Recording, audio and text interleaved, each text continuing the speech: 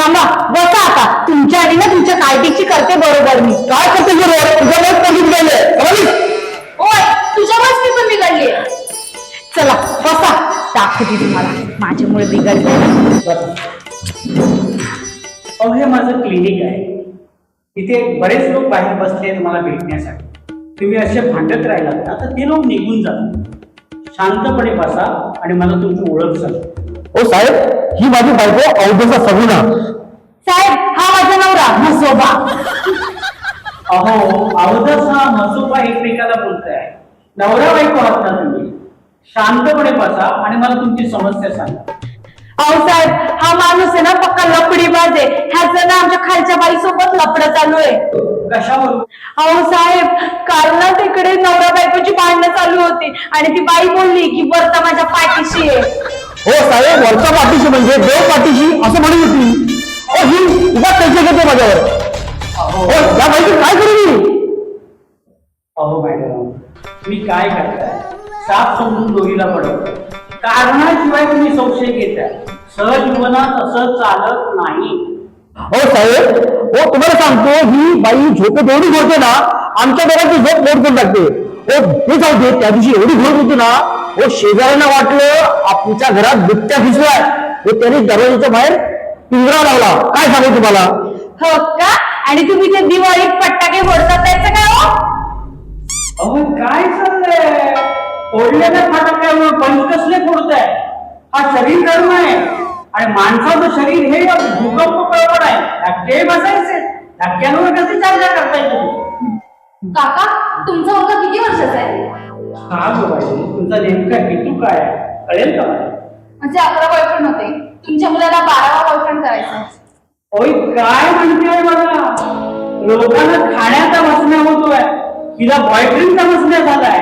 तिचा आकार केवढा, हिची भूक केवढी, असे संस्कार केले तुम्ही विचारते? अहो साहेब, हे सगळे संस्कार नाही यांचे. हा ओरिजिनल लफडेबाज माणूस आहे, म्हणून अशी काठी वाया गेलीये. हो साहेब, लग्न वगैरे होतं पण आता नाही. खट्ट बोलतायत, खट्ट. अहो थोड्या वेळ तुम्ही कबूल केलं ना, आताही चालू असणार. लफडेबाज माणूस मध्ये थांबतो काय? हो साहेब, गावातलं परिवार होतं एका लग्न, पण हे समजलं नाही बिघडली. यांचे अनेक बॉयफ्रेंड आहेत. काय सांगू तुम्हाला? अहो या बोलण्यावरून एक गोष्ट माझ्या लक्षात येते. मॅडम, तुम्ही फार चुकीच्या वागता. लग्नापूर्वी करतात ती चूक, लग्नानंतर करतात ती घोड चूक, आणि त्याला वस्त्रकार भाषेमध्ये कॉन्क्रीटचा किडा म्हणतात. तुमच्या घोड चुकीमुळे ही मुलगी बिघडली. शाणे असाल तर लवकर जागे व्हा आणि हिला अंधकारातून बाहेर काढा. यातच तुमच्या कुटुंबाचं हित आहे. साहेब, मला माफ करा. मला वाटते माझी चुकी आहे. मी माफी मागते. तुम्ही माझे डोळे उघडले. साहेब, तुमचे उपकार आहेत आमच्यावर. आम्ही तुम्हाला कधी विसरणार नाही आणि आमचा संसार आम्ही सुखाने करू. काका, मी चुकीची वागली, मला माफ करा. आता तुम्ही माफ करा म्हणताय, चुकी झाली म्हणताय, उपकार म्हणताय, पण सेशन संपताना मी तुम्हाला सांगतो, ह्या महत्वाच्या गोष्टी आहेत त्या सहजीवनामध्ये तुम्ही मागा, कारण त्याच्यामध्ये तुमच्या जीवनाचं सार.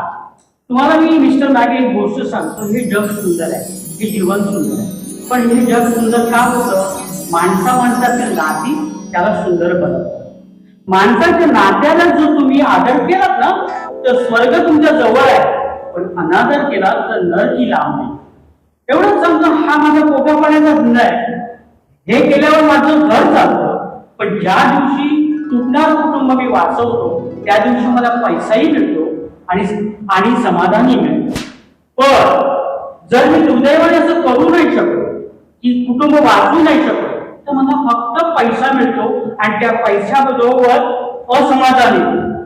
तुम्हाला एक रुपया हात जोडून एक गोष्ट सांगतो, तुम्ही माझ्यावरती कृपा करा, नात्यामधलं प्रेम जपा, तुमचा संसार वाचवा आणि कुटुंबाचं करा. साहेब धन्यवाद. माझेही तुम्हाला धन्यवाद. तुम्ही आलात, तुम्ही समजून घेतलं, तुम्ही आता या. बरं, आम्ही निघतो.